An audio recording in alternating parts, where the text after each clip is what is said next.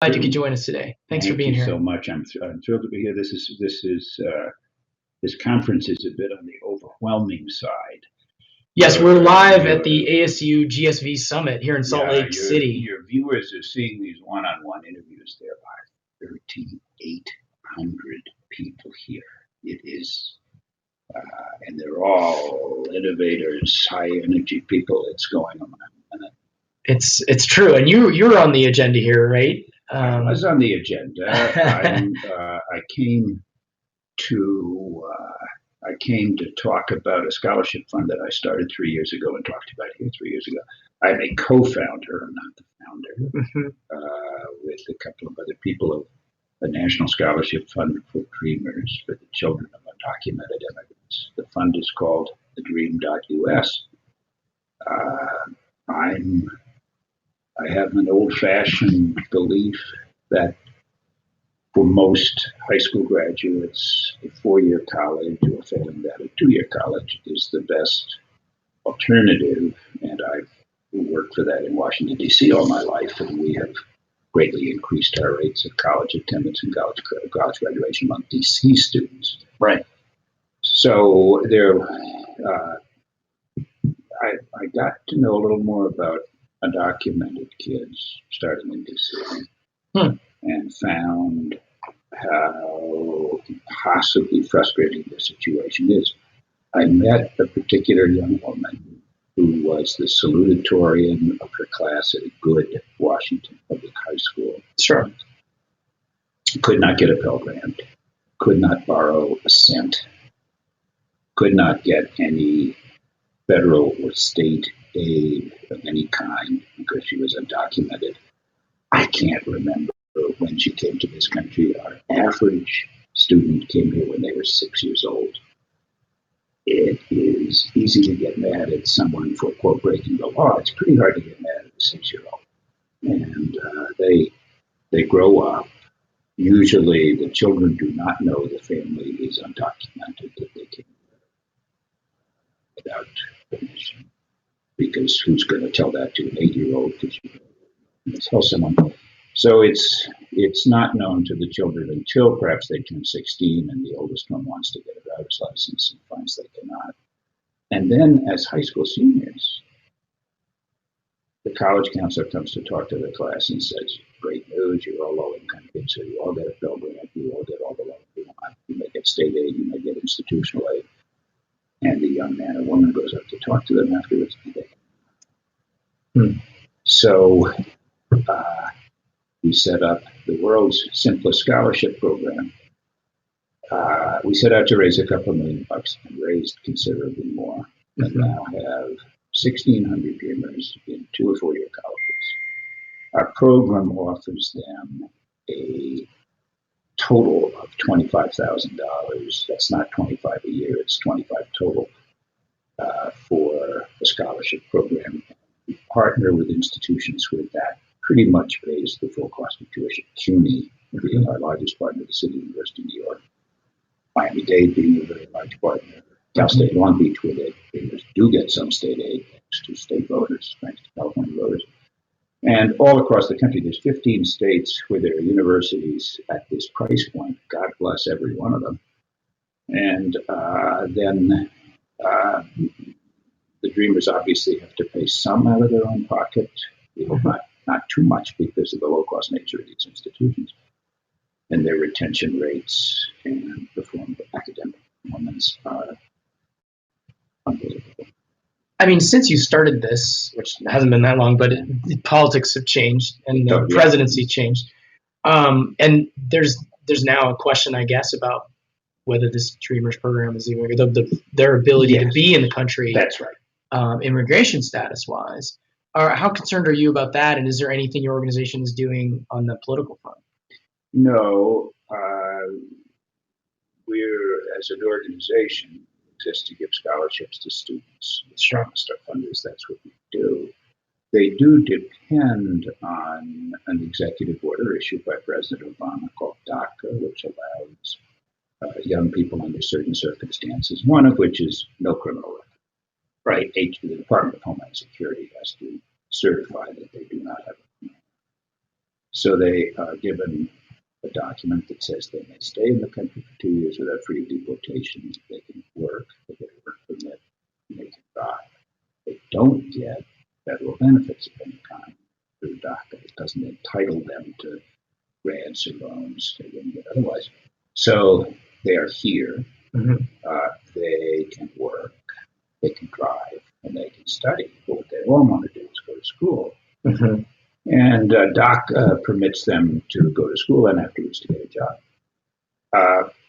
There was considerable fear that President Trump, when elected, was going to rescind DACA.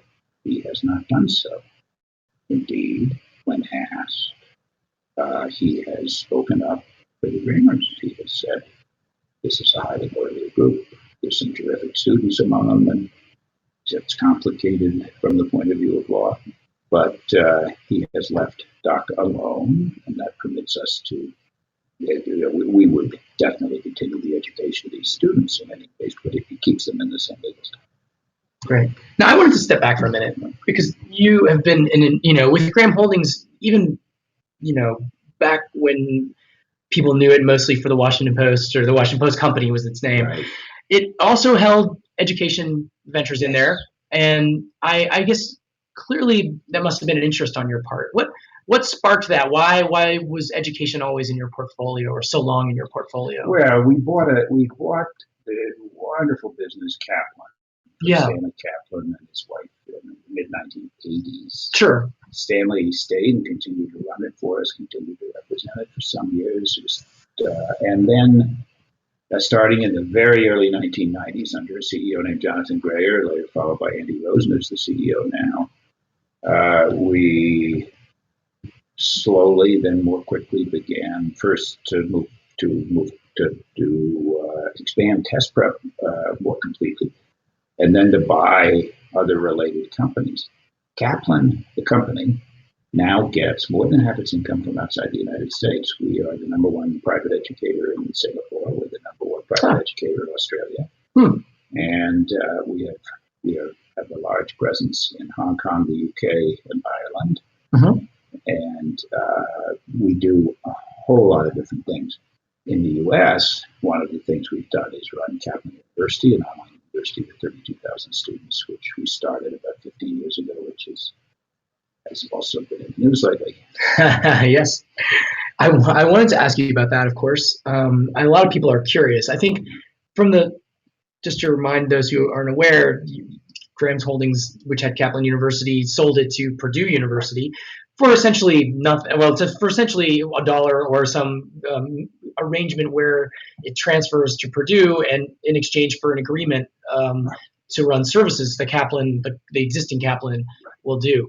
So a lot of people, I feel like, in the higher ed community that I talk to, feel like they get the why Purdue would want to do it, because Purdue jumpstarts their ability to do online education. A lot of people are looking into that.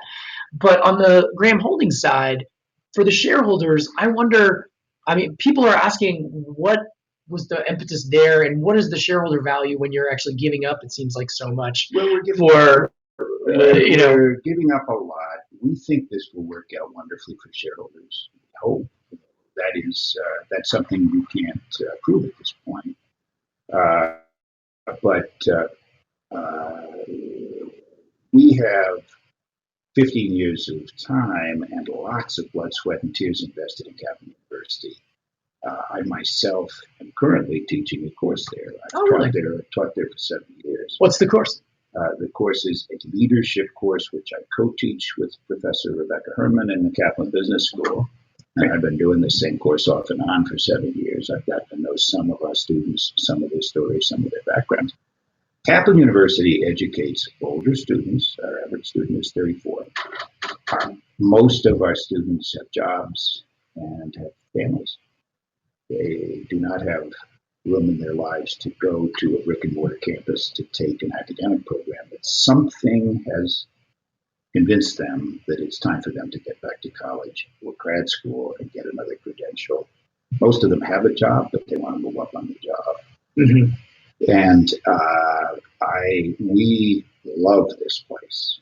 Becoming part of Purdue obviously represents a huge opportunity for the university and for our students. Mm-hmm. Mitch Daniels, the president of Purdue, refers to it as a unique 21st century expansion of the land-grant mission. The land-grant mission having been universities should get their heads out of the clouds and educate the children of farmers, the children of, this is 1863. Right. Educate the average working person in the United States. And Purdue and the state of Indiana have done a sensational job of that. As a for-profit college, we have been restricted by law to offering programs, degrees that prepare students for gainful employment in a recognized occupation. We offer part of the program that a university like Purdue does, but we can't offer all of it. Purdue had no online students. Right. This was announced. So suddenly they become a large online university with 32,000 students, which is a lot. And we become we sold it, as you correctly said, the upfront payment was $1. We will do what Mitch felt Purdue couldn't do on their own. We will run the administrative and managerial affairs. Kaplan Inc. being we. Kaplan being we. Purdue will run the university. A Purdue Board of Trustees will run this university, yet to be named. There will be one Kaplan member of the Kaplan University Board of Trustees who will join them. Yeah. But the academic faculty will become Purdue people, and I presume Purdue will want to add courses and programs, which we could never had. So this could become a really great institution. You asked about when grant holding shareholders might be rewarded. The only way we would be rewarded, the only way we would get a growing stream of revenue would be if Purdue continued over the years to add students. In other words, if the university became a big success under Purdue's leadership, if it's successful, and we'll do everything we can to help, but we're strictly helping in the background. Purdue will be running the place. But if it becomes a success, we'll be part of that success. We will not be a participant in any profits it may earn. Ironically, we're out of the for-profit education business here. We will pay for our services, and the profits, if any, will go to Purdue and hopefully back into the whole educational system. Yeah, I mean, it's a really, I think it got a lot of people's attention because it's unusual. It's certainly unusual. It's also, it does seem to give up something. I mean, here's one of the things I've heard. Why couldn't you have made this arrangement to essentially have a business deal with Purdue without giving away Kaplan University, so to speak? Or again, in the long run, we will be, what Graham Holdings will do, what Kaplan will do for this new university at Purdue will be different, but it also could be good. It'll only be good if it works. This is a very unusual deal. Purdue gets something it didn't have, which is a big online presence, a big online program. Right.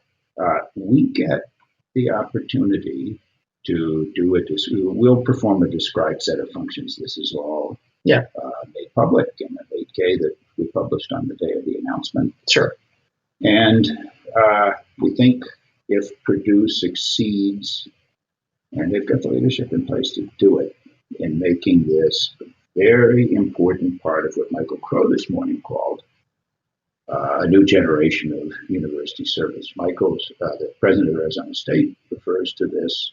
Obviously, he is maybe one of the greatest experimenters in higher ed in the country, both on campus and online.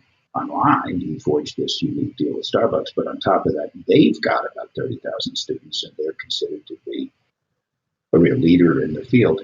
If Purdue gets that and even grows from there, and its great name and reputation certainly give it the chance to, we will happily provide service to help them grow.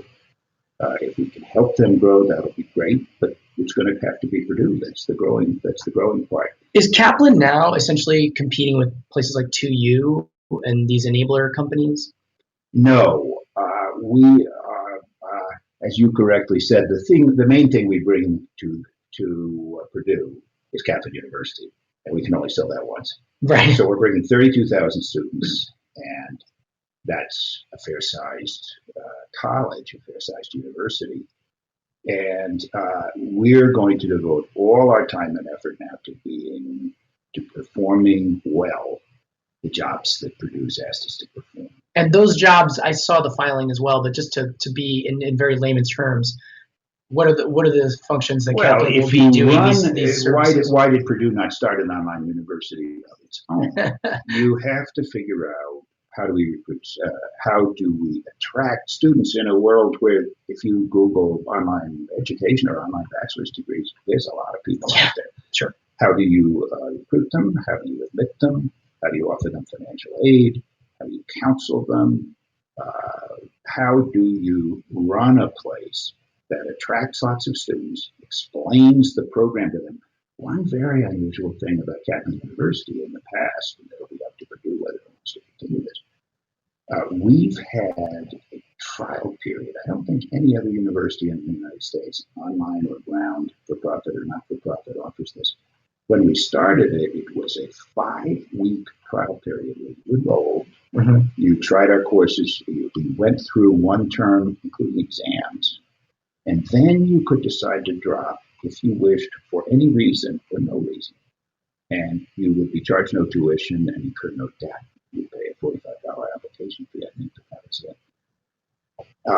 Universities, as you know, dropout rates in the first term are enormous. So that program cost us over 5 or 6 years, $175 million. It's cost us more since, but that was the last number we published. And I am immensely proud of that. I didn't do that. The cabinet did. Right. They did it to make clear that as part of running this university, which is what we're going to do, we went many extra miles to make sure that students were where they wanted to be, getting the education they wanted to be, not misled by anyone. So that's part of our history that we're very proud of. But running an online university means doing everything the university does. The Purdue faculty selected by a Purdue Board of Trustees will now take over the teaching part, the academic part. But as you know, there's a lot more to running a university and teaching courses. Including, I suppose, the technology platform. The technology platform and marketing will be in charge of marketing, recruitment, getting students who want the degrees is something we've been able to do over the years, and to be able to do that for Purdue, we believe the University of Purdue will be very attractive to students who want their type of education. And not to be so. I mean, how is that different? How do you think is the biggest difference between that and say like 2U? I understand how you got there is different for sure. Like this is an unprecedented deal. But now that you're in this arrangement, well, a quick answer is I don't fully understand everything that 2U does. They're neighbors in Washington. That's right. Great respect for them. In fact, Jim Sheldon was working for them before he came out to Jan Zuckerberg and was on our board at the same time. Oh, right. So Jim's thoroughly familiar with both institutions. The difference is we, as part of our arrangement, have contributed a full-grown university, accredited, offering degrees, 32,000 students. And so 2U does this with many partners. Yes.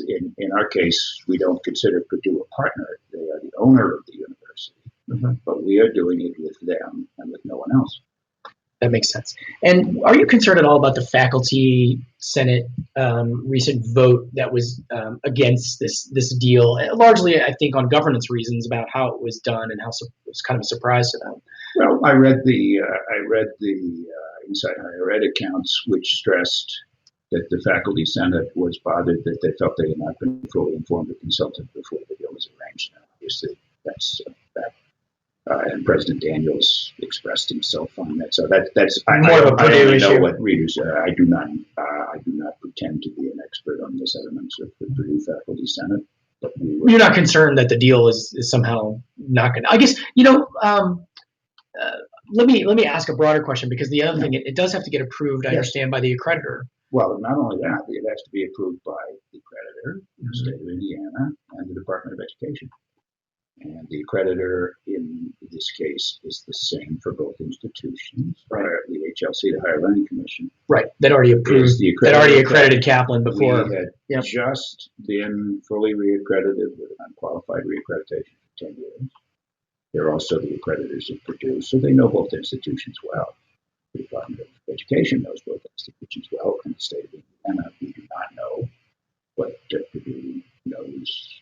It's the state. They're one of the elite state universities.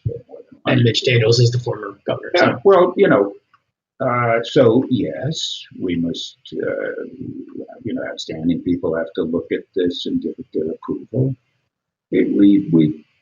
We think this is good. I mean, their concern is primarily with students and with the reputation and the future of Purdue. And I think it's good enough for both. I don't purport to speak for Purdue, but I think it's going to be pretty good for both. And I want to just make sure I understand and clarify about going forward. It seems like you're saying Kaplan now is going to be offering these services to help these online programs run for this new campus that Purdue will now own academically.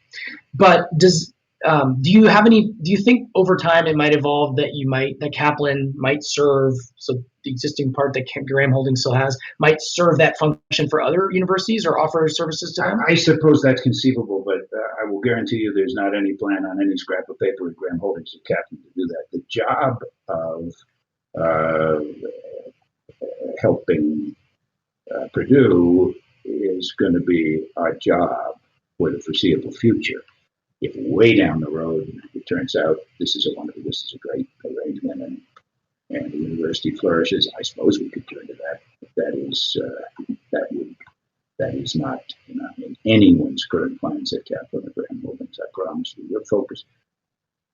When this was announced, when the sale of Kaplan University to Purdue was announced, I saw that I can't remember. Somebody described the one Trace Erden. Sure, I talked to him as well. Described it as wild, and a lot of people tweeted "wow," and it was a surprise. And making it the reality it can be for Purdue is going to be a huge job for them, and we're going to help them any way we can. That's our job. I just have to ask because this is something that some skeptical person could look at this deal and wonder. Is there something? Kaplan University's enrollment was falling as your own quarterly, your financial releases were saying, but and there's the for-profit sector as a whole, for-profit university sector has been under a lot of public scrutiny and government scrutiny in the last several years, and I think some people look at this and wonder, was there something bad about to happen or with Kaplan U that you needed to kind of unload it? No, there's been 8 years of unbroken controversy about for-profit colleges, and we have been swimming on one side of that debate. The debate started when President Obama became president, started when Arne Duncan was Secretary of Education. Each of them, whenever they talked about this issue, was careful to say, there are for-profits that do a good job. We are interested in regulating and limiting the bad actors. And we feel that we were one of the for-profit educators whose outcomes were the best. We're certainly not the only one that can claim very good outcomes. But what do I mean by outcomes? Well, ironically, debate really started in 2009 with the beginnings of regulation and Senate hearings on the subject. And for all that time, we believed we were doing a great job for our students. We felt that academically. We learned it through our surveys, but none of that was convincing proof. That last year, our two-person data team at Kaplan, IRED, accessed a database of state taxpayer information, which exists for the purpose of informing universities about how their graduates are doing. So we were able to submit the blinded Social Security information of Kaplan students throughout our history and ask, how are they doing?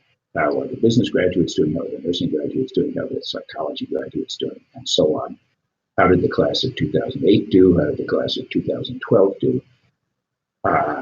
The answers came back years too late to really inform the for-profit debate.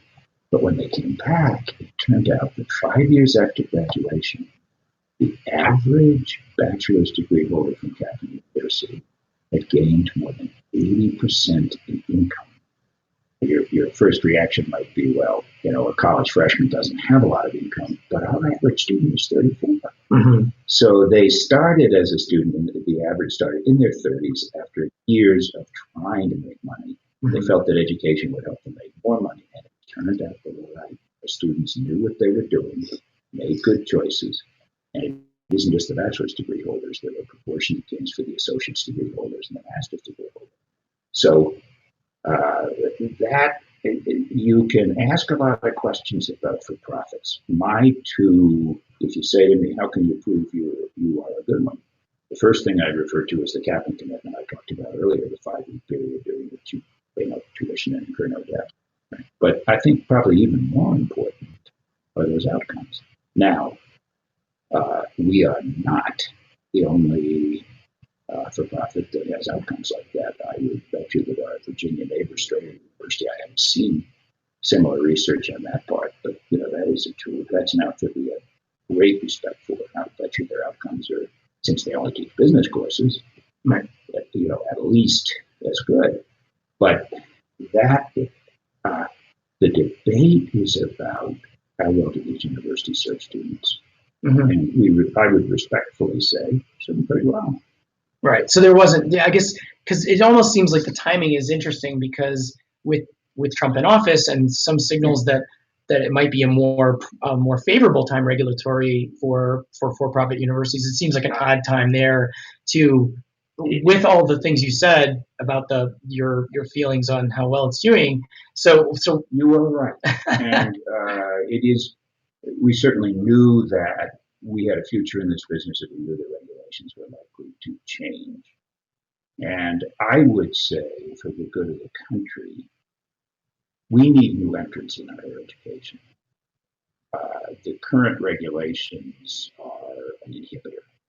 I've had founders of famous education startups who you would think would be offering university degrees tell me we don't want any part of it because we don't want to be part of these regulations. Sure. That's bad for the country and bad for students. However, I have to believe it when decades of regulators and senators and whatnot tell me there have been very bad actors in this space. Yeah. If the regulations are going to change, it would be good to get thoughtful people together and say, how do we free up from some of the more extreme regulations, open up the space to new innovators, but make sure that people who don't perform for students don't continue to operate. So why the timing of this move when things might have gone better? Because Purdue wanted to do it. Right. I mean, that is just 100% of the reason for the timing. We saw a unique opportunity to sell Kaplan University to a great university. And did you shop it around anywhere else, so to speak? We'd have been interested in, it would have been Andy Rosen, not me, who was talking to anybody that was interested. But I think, Purdue is one of the top universities in the United States. And that alone made it a unique arrangement. And it again, I've said before, if Graham gets anything out of this, if Kaplan gets anything out of this, it can only be because the university succeeds. It can only succeed if students say, "This is a good place. I want to go there," and they get results, and their friends ask them about it, and they say, "Yeah, that was a good place. I really liked it." Word of mouth is everything. So you're going to keep teaching there, student recruit. Well, that'll be up to Purdue. Up to Purdue. I'd be honored to continue to be an unpaid member of the faculty, but that's their choice. Well, I have one other question. I know we're about out of time, which is actually about the Washington Post, because it's. I wondered, with right now there's actually an uptick in subscribers to a lot of papers, Well, including there's more the than an Post. uptake. There's a flood, according to There you go. I don't know what's, the day we completed the sale of the Post to Jeff Bezos, Yeah. I said to myself, if I ask these people what's going on, they'll tell me, and I don't think I want to know. It's his paper now, so I do not have any inside information about how the Post. I was just going to ask, but how they do you have have any? published, Yeah. and the New York Times has published that their online paid digital subscriptions are up by several 100,000. The news right now is down Main Street for the Post. I mean, everybody is talking about the United States government, how it's doing, what new policies it's adopting, what's the president doing. And any seller's remorse or regrets that you? I mean, I deal with the Post now as a reader, and I'm so proud of the place. Sure. And a lot of it is people who've been hired since we sold it. A lot of it are the editor, Marty Barron, was hired by my niece, Catherine Weymouth, and is a great editor. The people running the business are mostly people who work with us. But what Jeff has done is what 3 years in is what I hope to do. He's adding tech resources in particular. It isn't that Jeff is going to come write code at the Washington Post, but he's opened up for our team the opportunities that you get in hiring tech people. If you're associated with Jeff Bezos, the head of IT, Shailesh Prakash, who's still the head of IT at the Post, we thought was great when he was working for us. And I said to Jeff, you did a lot better than I do, but don't automatically assume this guy is not capable. I'm just thrilled that Jeff has given him the chance to build the team. And I could see as a reader, again, it loads so fast, it looks so good, the news is there so fast. So I'm very. You're not itching to get back in the newsroom yourself. Yeah, I'm proud of what the Washington Post is doing. There's certainly things that Jeff Bezos can do that I can do a lot, but I'm never going to be the technology expert that Jeff is. There's no question about that, and that is not the only problem in newspapers. Jeff is a businessman, not a magician, and if you ask him if you solved the problem of news for the future, his answer would be no, I think. But you should ask him. But you have to be impressed by the approach he's taking. Warren Buffett made a favorable comment on Jeff's management post this weekend. All right. Well, thank you so much for the time to sit down with us today. I really appreciate it. What a pleasure. Thank you. Thanks.